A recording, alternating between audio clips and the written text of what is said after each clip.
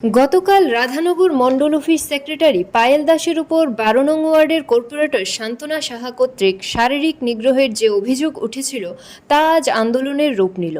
আজ সকালে রাধানগর আবাসন এলাকার জনগণ বিক্ষোভ প্রদর্শন করেন এবং অবিলম্বে সান্ত্বনা সাহার পদত্যাগ দাবি করেন। পায়েল দাস অভিযোগ করেন, যদি আগামী ৫ ঘন্টার ভেতর উনি সুষ্ঠু বিচার না পায় তাহলে তিনি নিজের গায়ে আগুন দিয়ে আত্মহতি দেবেন। প্রসঙ্গত, গতকাল রাতে রাধানগর শেল্টার হাউসে আশ্রয় নেওয়া শরণার্থীদের যে খাবার দিচ্ছিল কর্পোরেটর সান্ত্বনা সাহা, তার মান ছিল অত্যন্ত বাজে। সেই নিয়ে জনগণ প্রতিবাদ করলে উনি বিজেপি নেতৃত্বের প্রতি বিরূপ বক্তব্য রাখতে শুরু করে। পায়েল দাস তা ওনার মোবাইলে রেকর্ডিং করলে ক্ষিপ্ত হয়ে ওঠে সান্ত্বনা সাহা। উনি মোবাইল নিয়ে ভেঙে ফেলে, পাশাপাশি শারীরিকভাবে নিগৃহীত করে পায়েল দাস। পরবর্তীতে এ ব্যাপারে বিজেপি নেতৃত্ব পাপিয়া দত্ত, যুব সভাপতি, মহিলা সভাপতি এসে দেখা করে এবং সুষ্ঠু বিচারের আশ্বাস দেয়। এখন পর্যন্ত বিচার না হওয়ায় নেতৃত্বের বিরুদ্ধে গিয়ে আজ এই বিক্ষোভ প্রদর্শনীতে যোগ দেয় পায়েল দাস এবং দাবি করে অবিলম্বে সুষ্ঠু বিচারের। Bureau report, Tripura news 8।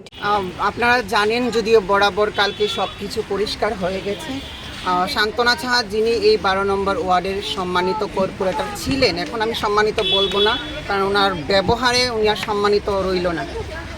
এখানে ৩ দিন যাবৎ যে দেখেছেন আপনারা, বন্যা পরিস্থিতিতে যা অবস্থা ছিল, এখানে বরাবর মানুষকে যেই প্রোটিন বা খাওয়া দাওয়ার ব্যবস্থা করার কথা ছিল উনি সেই রকমভাবে দিচ্ছে না। আমার সোসাইটিতে ফার্স্ট ফ্লোর পর্যন্ত জল ছিল। এখানে ফার্স্ট ফ্লোরের মানুষ ছিন্ন বিচ্ছিন্ন, তাদের জিনিসপত্র, বাড়িঘর, তো কোনো কিছুর কোনো সীমা নেই।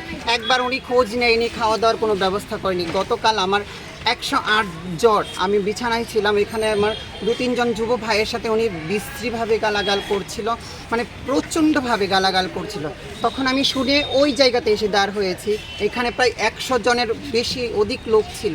তখন আমি ওইখানে দাঁড়িয়ে, যে উনি বিভিন্নভাবে আমার মণ্ডল স্তরের নেতৃত্বের অপমান করছিল, যে মণ্ডল সভাপতি চুরি করে চাকরি বিক্রি করে, পাপিয়া দত্ত নাকি এই ৬ আগরতলাতে চুরি করে চাকরি বিক্রি করে। তখন আমার নেতৃত্বের উপর যখন উনি এইভাবে মানে নিন্দাজনক কথা বলছিল, তখন আমি ওইখান থেকে ফোনটা এইভাবে উপরে উঠালাম, এটা রেকর্ড করার জন্য এবং এটা এভিডেন্স রাখার জন্য। কারণ উনি যে কোনো সময় মিথ্যে কথা বলে, মিথ্যের আশ্রয় নেই।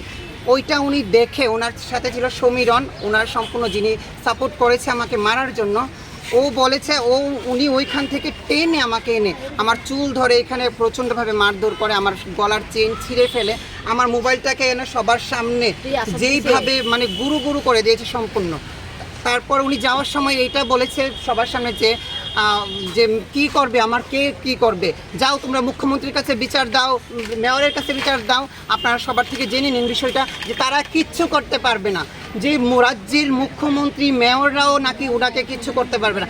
এর আগেও উনি এরকমভাবে অনেক রকম অপমানজনক কথা আমার নামে ছড়িয়েছে এবং এই সোসাইটির মানুষের জল বন্ধ করে দেয়, কিছুদিন বাদে বাদে কারেন্ট বন্ধ করে দেয়, মানুষকে প্রতিনিয়ত একটা সিগনেচারের জন্য গেলে অপমান করে, ওয়ার্ডে দাঁড় করিয়ে যা তা কথাবার্তা বলে এবং বিভিন্নভাবে টর্চার করে। গতকাল যে প্রতিবাদ আমি করেছিলাম, শুধু আমায় না, আমাকে মেরেছে প্রত্যেকটা ৬ আগরতলার মহিলাদের মেরেছে এবং আমার এই সোসাইটির মহিলাদের যেভাবে উনি এখানে দাঁড়িয়ে আমার ফোন ভেঙেছে, হয়তো ফোনের সব কিছু শেষ, কিন্তু আমার ফোনের ওনার এগেনস্টে যে ভিডিওগুলো আছে উনি ওইগুলো যথেষ্ট, ফোন ঠিক হলে সেগুলো রিকভার আমি করতে পারবো। যেইভাবে উনি আমার সোসাইটির ভাইদের এবং সকলকে এইভাবে অপমানজনক কথা বলছে, ১০০০ লোক এই সম্পূর্ণ এরিয়ার মধ্যে, প্রত্যেকটা মানুষকে প্রতিনিয়ত উনি হেনস্থ করে যাচ্ছে, অপমান করে যাচ্ছে, মানুষের মানে একদম জীবন শেষ করে দিচ্ছে এই ওয়ার্ড থেকে।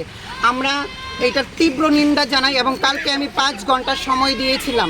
কেন এখনো পর্যন্ত ৫ ঘন্টার মধ্যে আমার বিচার হয়নি? কেন রাজ্য নেতৃত্ব, আমার সদলীয় নেতৃত্ব আমার এটার প্রতিবাদে আমার কাছে এসে দাঁড় হয়নি?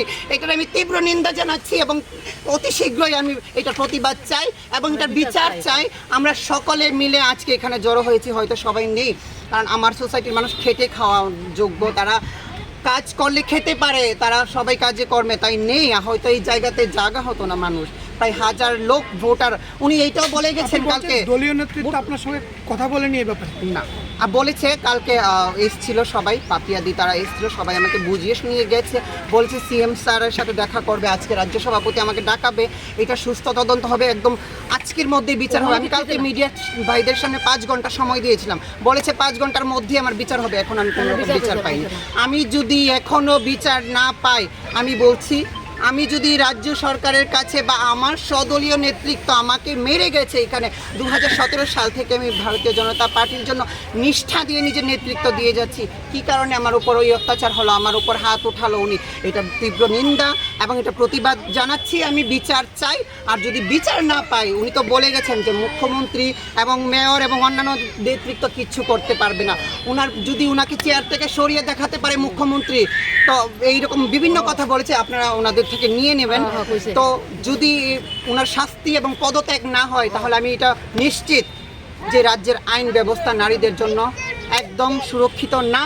এবং এই রাজ্যে সদলীয় হোক, আমি যদি বিরোধী হতাম বুঝতে পারতাম, আমি সদলীয় উনি বলছে আপনাকে নির্গৃহীত করেনি না, আমাকে বলেছে যে আমাকে এই কথাটাও বলে গেছে যাওয়ার সময়, আমাকে মানে শহর থেকে উধাও করে দেবে, কেউ ওইটা প্রতিবাদ করতে পারবে না, আমাকে মেরে ফেলবে, এইটারও কেউ খোঁজ পাবে না। তাই আমি এইটার সুস্থ তদন্ত চাই, আজকের মধ্যে এটার বিচার চাই। আর যদি বিচার না পাই, আমি এখনো পর্যন্ত এফআইআর করিনি, কারণ আমার নেতৃত্বরা বলেছে সুস্থ তদন্ত হবে। এখনো ওই তদন্তের তত আমি দেখছি না, তদন্তের কেউই আসেনি, কেউ আমাকে কিছু জিজ্ঞেসও করিনি এখনো পর্যন্ত।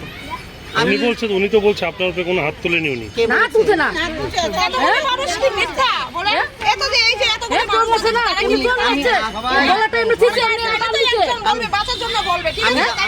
আচ্ছা, আমি আরেকটাও কথা বলি, মানে ওনার একটা অভ্যাস কি জানেন, উনি যেখানে সেখানে মানে কেঁদে উনি কান্না করে, মানে এইভাবে কালকে তো এখানে পাপিয়েদি তারা এসেছিল, যারা আমার মণ্ডল নেতৃত্ব, তাদেরকে আমাকে মেরে ওদেরকে ফোন করে বুঝিয়ে নিয়েছে। তারপর যারা এখানে বসে যারা বুঝতে পেরেছে, আমার যুব মোর্চার সভাপতি ছিল, মহিলা মোর্চার সভানেত্রী ছিল, মণ্ডল সভাপতি পাপিয়াদি ছিল এবং অন্যান্য নেতৃত্ব সবার সামনে এখানে ওরা বলে গেছে যে উনি তো আমাদের বুঝিয়েছে একরকম, এখানে তো আমরা দেখছি না, সম্পূর্ণটাই ওনার দোষ। পায়েলের তো কোনো দোষ নেই, আসলে আমার দোষ নেই। আমি যদি ওনার সামনে দাঁড়িয়ে কিছু বলতাম, আমি তাহলে বুঝতে পারতাম। আমি ওইখানটাই ছিলাম, কী কারণে উনি আমার গায়ে হাত উঠালো, আমার জিনিসগুলো নষ্ট করলো, আমি এটার বিচার চাই। এবং আমি যদি বিচার না পাই, আমি তো মেনে নেব যে রাজ্যে আইন ব্যবস্থা একদমই নেই। আর ভারতীয় জনতা পার্টিকে আমি যতটুকু আইনের আশ্রয় নেননি, আইনের আশ্রয় নেইনি, কারণ আমার সদলীয় নেতৃত্ব প্রথম ভেবেছিলাম, আমাকে বলা হয়েছে সুস্থ তদন্ত হবে, মুখ্যমন্ত্রী আমাকে ডাকাবে, আজকের মধ্যে রাজ্য সভাপতির সাথে দেখা করাবে আমাকে, এখনো পর্যন্ত কেউ কিছুই করেনি। আমার সব কিছু রেডি আছে, এফআইআর কপি রেডি করে রেখেছি আমি, কিন্তু এখন আমি এফআইআর করিনি।